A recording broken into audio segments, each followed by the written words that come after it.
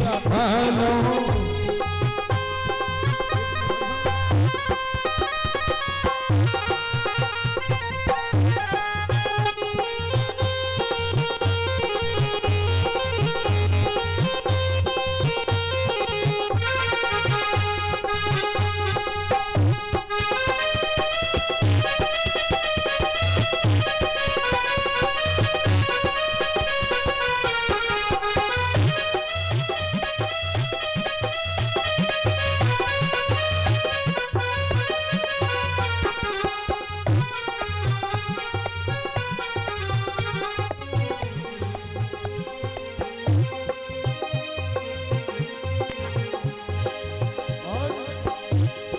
बरसाने की सेज और गोकुल के तकिया, गोकुल के तकिया, गोकुल के तकिया।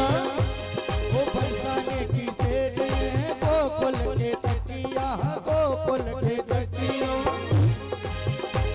और मोते पहले ओ मोते पहले ओ मोते पहले सोए को मुरलिया बारो दिल ले गो मुरलिया भालो। महीना दिल ले गो मुरलिया भालो।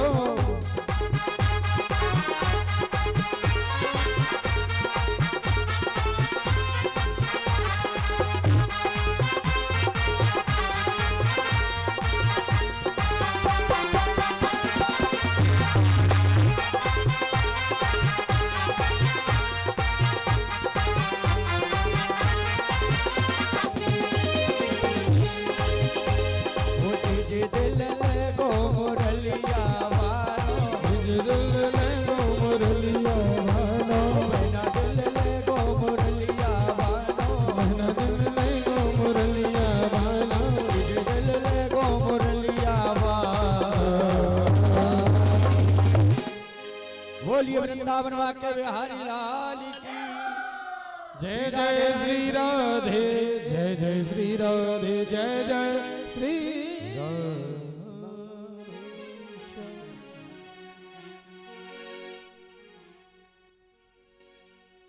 अगर हमें किसी अन्य ग्रंथ को पढ़ने का समय मिले या न मिले कोई बात नहीं, लेकिन यदि हम 7 दिन नेम से भागवत को श्रवण कर लें तो संपूर्ण भागवत सुनने का फल व्यक्ति को मिलता है।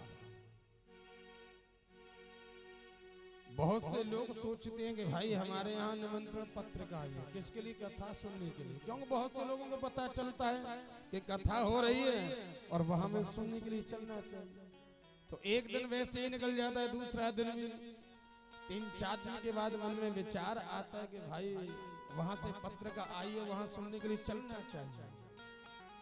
तो पता है जैसे ही व्यक्ति घर से निकलता है कथा सुनने के लिए, तो उसी समय उस व्यक्ति के हृदय में परमात्मा का वास हो जाता है।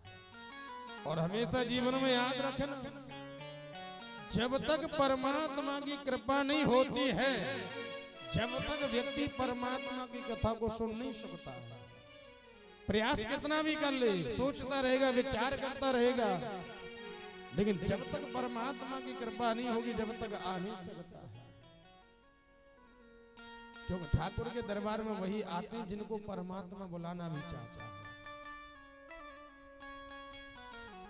किसी कवि ने वर्णन किया है कि बिहारी जी की महफिल को बिहारी जी सजाते हैं, और बिहारी जी के दरबार में वही आते हैं जिन्हें बिहारी जी बुलाते हैं, जिन्हें बिहारी जी बुलाते। यानी परमात्मा के दरबार में वही आता है जिनको परमात्मा बुलाना चाहता है। और जब तक परमात्मा नहीं बुलाना चाहता, व्यक्ति सोचता रहता है लेकिन आ नहीं सकता। तो उसके बाद भागवत की महिमा का वर्णन किया, और यहां से एक प्रश्न निकला कि भागवत जी का आरंभ कैसे हुआ, भागवत जी का प्राकट्य कैसे हुआ है। तो तीसरे श्लोक में बड़ा ही सुंदर वर्णन किया है कि निगम कल्पतरोर्गलितं फलम सुखमुखादि मृतद्रव्य संयुतं पिबत भागवतं रसमालयं मुहुरहो रसिका भुवि भावुकः। यानी तीसरे श्लोक में बड़ा ही सुंदर वर्णन किया है कि निगम कल्पतरोर्गलितं। निगम कहते हैं वेद को, और वेद रूपी जो निगम कल्प वृक्ष है उसका पका हुआ फल, यानी देखा जाए श्रीमद् भागवत महापुराण पका हुआ फल। लेकिन वर्णन आता है कि जो भागवत रूपी फल है, लेकिन वेद रूपी वृक्ष से नीचे कैसे आया? तो कहने लगे कि सुख का मुख लगने से ये भागवत रूपी फल नीचे की ओर आया है। आपने देखा होगा कि सुख का मुखार बिंद जिस फल के ऊपर लग जाए या जिस पर सुख मुखार बिंद अपना लगा दे, वही फल खट्टे से मीठा हो जाता है।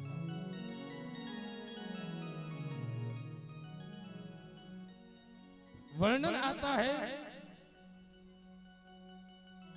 इधर कि सुख का मुख लगने से यही भागवत रूपी फल इस धराधाम पर नीचे आया।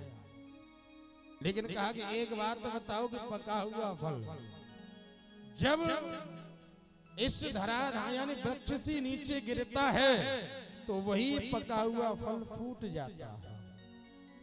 आपने देखा होगा कि कोई पका हुआ फल हो और जब वृक्ष से नीचे एकदम गिरेगा ना तो बिल्कुल फूट जाता है। तो ऐसे ही भागवत रूपी जो फल है ये भी सुख का मुख लगने से नीचे आया तो ये भी शायद फूट गया होगा। तो मेरे से इधर सूत जी महाराज ने मना किया और कहा कि सुख का मुख लगने से नहीं आया तो कि सनई सनई करके ये जो भागवत रूपी फल है इस धराधाम पर नीचे आया। सबसे पहले नारायण की शाखा से टपका है तो ब्रह्मा की शाखा पर आकर के अटक गया, और ब्रह्मा की शाखा से टपका तो कहते हैं नारद जी की शाखा पर आकर के अटक गया, और नारद जी की शाखा से टपका तो महर्षि वेद व्यास जी की शाखा पर आकर के अटक गया, और महर्षि वेद व्यास जी की शाखा से टपका है ना तो सुखदेव जी की शाखा पर आकर के अटका, और सुखदेव जी की शाखा से टपका है तो राजा परीक्षित की शाखा पर आकर के वो यानी अटक गया, और उसके बाद जन जन के अंदर इसका प्रचार प्रसार हुआ है भागवत रूपी का। लेकिन ये बात तो सिद्ध होगी, लेकिन मन में शंका हुई कि एक बात बताइए, जो भागवत रूपी फल है इसके अंदर गुठली भी होगी छिलका भी होगा, तो मना कर दिया। क्यों? कि मुखाद मृत द्रव्य संयुतम, कि जो भागवत रूपी फल है ना न तो इसके अंदर गुठली है और न ही छिलका है। क्यों? इसका एक ही कारण है कि अमृत द्रव्य संयुतम, कि जो भागवत रूपी फल है ना अमृत से भरा हुआ फल है, न तो इसके अंदर गुठली है और न ही छिलका है। कि चलो आपने ये भी बात सिद्ध कर दी कि इसके अंदर न तो गुठली और ना ही छिलका, लेकिन एक बात बताओ, आगे वर्णन किया है कि पिबत भागवतम रसमालयम, इस फल को पीना चाहिए। अब एक बात बताइए, आपके हाथों में कोई फल दे दिया जाए और आपसे बोल दिया जाए भैया कि आप इस फल को पियो तो सही, आप फल को पी सकते हो? भाई फल को या तो खा सकते हैं या उसका रस होगा तो पी सकते हैं, लेकिन यहाँ पर महर्षि वेद व्यास जी ने भागवत को पीना बोला है। पिबत भागवतम रसमालयम, भाई सुनना भी तो बोल सकते थे कि श्रुतम भागवतम रसमालयम मुहुरहो रसिका हो विभाव कहा कि इस फल यानी भागवत को सुनना चाहिए, लेकिन सुनना नहीं बोला है, यहाँ पर पीना बोला है। भागवत पिबत भागवतम रसमाले, कि इस भागवत रूपी फल को हमें पीना चाहिए। क्यों? क्योंकि पीना और सुनना में फर्क है। और अंतर क्या है, फर्क क्या है कि व्यक्ति इधर से सुन करके इधर निकाल दे, वो तो हो जाता है सुनना, और इधर से सुन करके सीधी हृदय में उतार लेना, वो हो जाता है पीना। सुन करके इधर निकाल दिया ना, वो तो हो गया सुनना। और पता है सुन करके सीधी हृदय में उतारने, उसे कहते हैं पीना। जैसे आपकी समझ में नहीं आया तो आप इस तरीके से समझिए कि जैसे एक स्वर्णकार था और उसने दो पीतल की मूर्ति बनाई, और दोनों ही पीतल की मूर्ति बना करके बड़ी सुंदर, और एक मेले में जब बेचने के लिए रखा तो संत ने आकर के मूर्तियों को देखा और बड़े स्नेह से उस व्यक्ति से पूछा कि एक बात बताओ भैया, कि तुम्हारी ये जो मूर्ति है ना, इन मूर्ति की कीमत क्या है? तो जवाब दिया कि देखो, एक मूर्ति की कीमत है 500 रुपए और दूसरी मूर्ति की कीमत है यानी 2000 रुपए। मन में विचार आया और पूछ लिया कि एक बात बताओ कि जो मूर्ति 2000 की है क्या वो सोने की है? तो उस स्वर्णकार ने कहा कि देखो महाराज, दोनों ही मूर्ति पीतल की हैं, एक बराबर वजन है और एक जैसे है। अब ये तो आप ही अनुमान लगाओ कि कौन सी 500 की है और कौन सी 2000 की। संतों ने देखा सामने एक सूतली पड़ी थी। जब सूतली को देखा तो हाथों से इस तरीके से बट लिया और हाथों से बट करके बताया, एक मूर्ति के पास पहुंचे और जैसे ही एक मूर्ति के कान में जैसी सूतली डाली है ना, तो वही सूतली इधर से डालते जा रहे हैं और इधर पार होती जा रही है। संत समझ गए कि भैया ये तो हो गई 500 रुपए की। उसके बाद उसी सूतली को लेकर के दूसरी मूर्ति के पास पहुंचे और जैसे कान में डाली है इधर से, और वही सूतली मुड़ करके सीधी हृदय में उतरती जा रही है। संत समझ गए भैया कि ये हो गई 2000 रुपए की। तो सुनना कहते हैं कि इधर से सुन करके इधर निकाल दे, वो हो जाता है सुनना, और सुन करके सीधी हृदय में उतारता जाए उसे कहते हैं पीना। बहुत से लोग कहते हैं भैया बहुत सुन लिया, कब तक सुने? तो वही व्यक्ति यानी कथा के महत्व को, कथा के यानी अर्थ को नहीं समझता। और हमेशा जीवन में याद रखो, जिन कानों ने परमात्मा की कथा को नहीं सुना तो पता है वो कान किसके समान है। तुलसीदास बाबा ने रामायण में वर्णन कर दिया है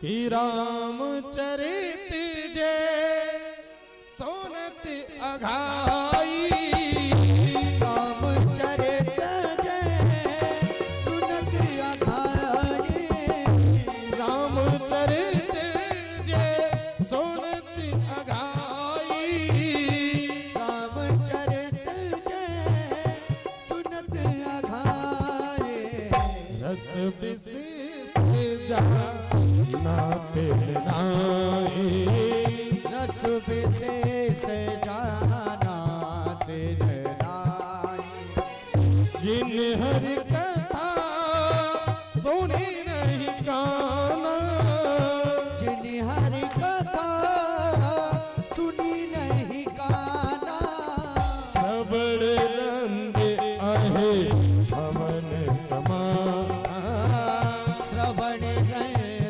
आहे भवन समाना, श्रवण रंग आहे भवन समान, श्रवण रंग आहे पवन सवार श्री राम जय राम जय जय राम। श्री राम जय राम जय जय राम। श्री राम जय राम जय जय राम।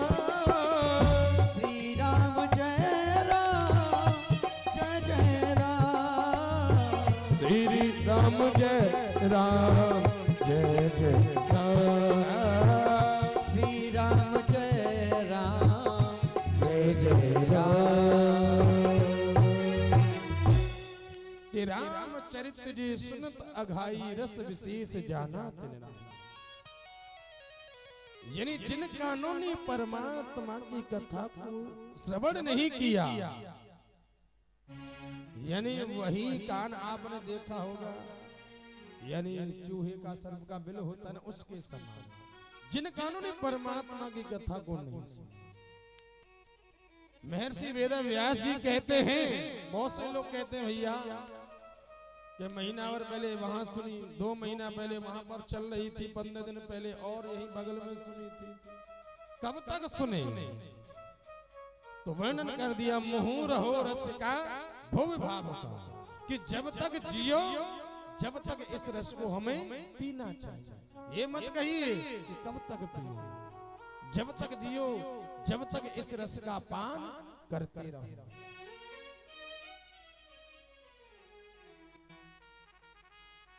आगे सूत जी महाराज वर्णन करते हैं और हम भी अपने उसी प्रसंग पर चलते हैं जहां हमारी कथा चल रही है। और कथा कहां चल रही है? कथा चल रही है नैमिषारण्य क्षेत्र में, और 88,000 शौनक ऋषि विराजमान है और सूत जी के शानक में। लेकिन इधर शौनक ऋषियों ने बड़ा ही सुंदर प्रश्न किया और कहा कि त्वया खल पुराणानि सेतिहासान चानद है आख्यातान्य प्रधीतानि धर्मशास्त्राण्यतः। आज शौनक ऋषि कहते हैं कि आप इतिहास के जानकार हो, पुराणों के ज्ञाता हो। शौनक ऋषि सूत जी से वर्णन करते हैं। लेकिन आज हमारा मन आपसे एक प्रश्न नहीं, 2 प्रश्न नहीं, और आज हम आपसे 6 प्रकार के प्रश्न करना चाहते हैं। यानी 6 प्रकार के प्रश्न। और पहला प्रश्न है, देखिए इन्हीं 6 प्रश्नों के ऊपर ही हमारी भागवत चलेगी सब। और पहला प्रश्न है कि मानव के लिए परम धर्म है क्या? यानी मानव का परम धर्म है क्या? प्रातः काल जल्दी जगना, परिक्रमा लगाना, पूजा पाठ करना, या करोड़ों की संपत्ति दान में करना, आखिर व्यक्ति का सबसे बड़ा धर्म है क्या? बताओ तो सही। अब देखो एक विशेष बात कि शौनक जी कितने विराजमान हैं? 88,000 और सूत जी केवल 1 हैं। और उन 88,000 ऋषियों में से केवल 1 ही प्रश्न कर रहा है, और वो भी 6 प्रश्न। अब एक अनुमान लगाइए कि वही 88,000 ऋषि अगर 6 प्रश्न करते ना हर ऋषि, तो न जाने कितने प्रश्न तैयार होते। ये तो केवल एक ऋषि ने ही 6 प्रश्न किए। और दूसरा प्रश्न किया कि मंदिर में जब हम पूजा करने के लिए जाते हैं तो बड़ी विचित्र बात लगती है। क्यों? क्योंकि पूजा करने जाएंगे तो कोई कहेगा, कोई कहेगा शंकर जी श्रेष्ठ, कोई कहेंगे बालाजी महाराज श्रेष्ठ हैं, और कोई क्या कहेगा हनुमान जी महाराज श्रेष्ठ हैं, कोई कहेगा भैरव बाबा श्रेष्ठ हैं। और कलयुग के अंदर बताए नए नए देवी देवता प्रकट हो रहे हैं। क्यों? क्योंकि आजकल भक्तों को यही चाहिए, थोड़ा सा भक्ति करें और पता है व्यक्ति को पता चल जाए ना कि उस बाबा की बड़ी मेहरबानी, आप वहां जाओ तुम्हारा काम हो जाएगा। अपने इष्ट को छोड़ करके सीधा व्यक्ति दौड़ा दौड़ा वहां जाएगा। अब वहां भी नहीं मिला ना, फिर दूसरी ने कह दिया कि वहां पर बहुत अच्छा चमत्कार है, आप जाओ तो सही। अब व्यक्ति उसको भी छोड़ देगा, दौड़ा दौड़ा वहां जाएगा, लेकिन अपने इष्ट पर कोई भरोसा नहीं। तो कहते एक बात बताओ, सबसे बड़ी बात कि हम किसको श्रेष्ठ समझें। हमारी समझ में नहीं आता हम किसकी पूजा करें, बताओ तो सही, हम किसको पूजें। ये हमारा दूसरा प्रश्न है। और तीसरा प्रश्न है कि वेद में परमात्मा का नाम अजन्मा है, यानी वेद में परमात्मा का नाम अजन्मा है। भगवान को वेद में कहते हैं अजन्मा, जो कभी जन्म नहीं लेता है। लेकिन एक बात बताइए, जो कभी जन्म नहीं लेता लेकिन जिसका नाम अजन्मा है, तो वही दशरथ का बेटा राम कैसे बना, और कृष्ण और यानी वसुदेव और देवकी का पुत्र कृष्ण कैसे बना। ये हमारा तीसरा प्रश्न। और चौथा प्रश्न है कि भगवान के कितने अवतार हैं। कोई कहता है पता है 10 अवतार है, कोई कहता है 2 अवतार है, कोई कहता है 24 अवतार हैं, और कोई कहता है हरे अनंत हरे कथा अनंता, हरे अनंत हरे कथा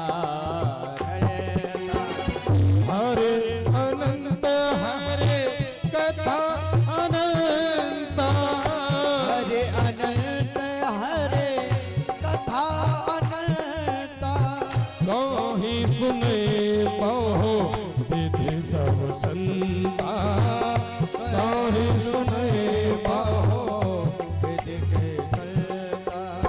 श्री राम जय जय राम, श्री राम जय राम जय जय राम। श्री राम जय राम जय जय राम। श्री राम जय राम जय जय राम। और अब के बरस इतना न बरस, अब के बरस इतना न बरस के वो आ ना सके,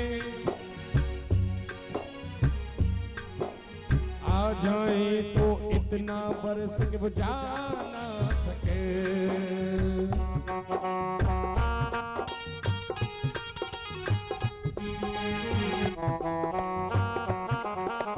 देखो बे, श्री राम जय जय राम, श्री राम जय राम जय जय राम। श्री राम जय राम जय जय राम, श्री राम जय राम जय जय राम।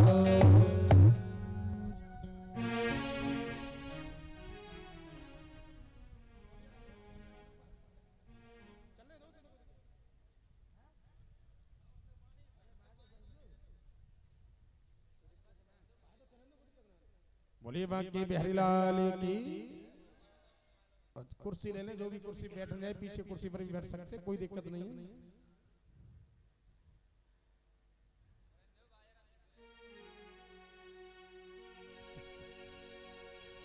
तो भगवान की कितनी अवतार है, तो ये हमारा चौथा प्रश्न है।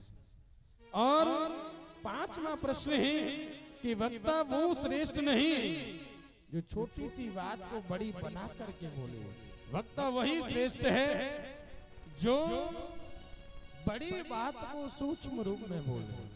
क्यों? अगर गागर में सागर भर करके कहेंगे तो कहते हैं संसार के लोगों के पास समय नहीं है, इसलिए हमें कथा के सार अतः साधोत यत् सारम समुद्धृत्य मनीषया। इसलिए शास्त्रों का सार हमको श्रवण करना चाहिए। ये पांचवा प्रश्न। और छठवां प्रश्न है कि भगवान जब अपनी लीला को संपन्न करके जा रहे थे ना, तो कहते हैं वही धर्म किसकी शरण में गया? बताओ तो सही। क्योंकि भगवान कहते हैं कि धर्म संस्थापनार्थाय संभवामि युगे युगे। क्योंकि भगवान कहते हैं कि मैं धर्म की स्थापना करने के लिए युग युग में अवतार लेता हूं। लेकिन बताओ वही धर्म किसकी शरण में गया जब भगवान इस साकेत धाम को छोड़ करके जा रहे थे? ये हमारा छठवां प्रश्न है। तो सूत जी महाराज ने कहा मट्टी डलवा दो, इधर की साइड में मेड़ बनवा दो थोड़ा सा।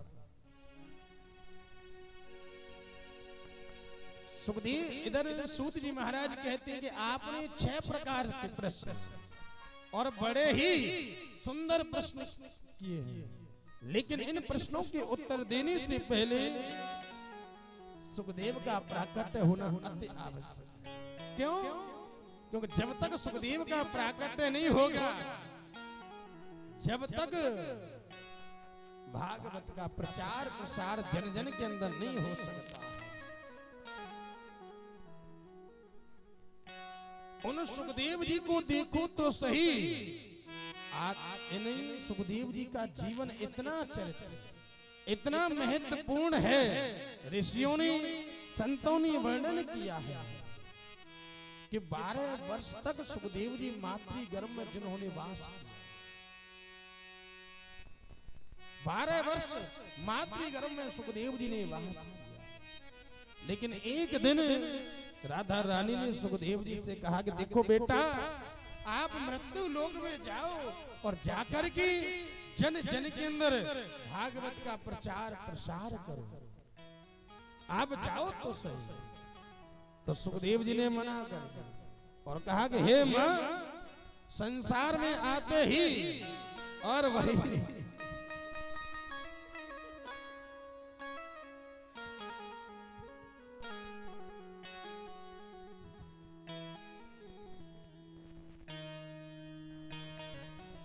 यानी वही विष्णु की माया आकर के मेरे को जकड़ लेगी और 2, 4, 5 माला जो आपकी जप रहा हूं ना, वो भी मेरे से छूट जाएगा।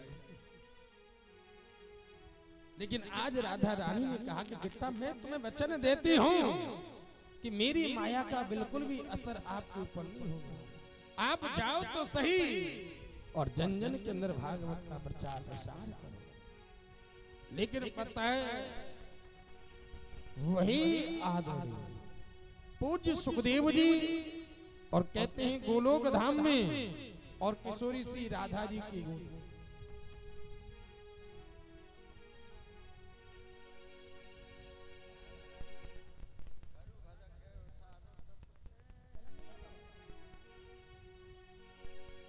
बोली बांके बिहारी लाल की जय हो।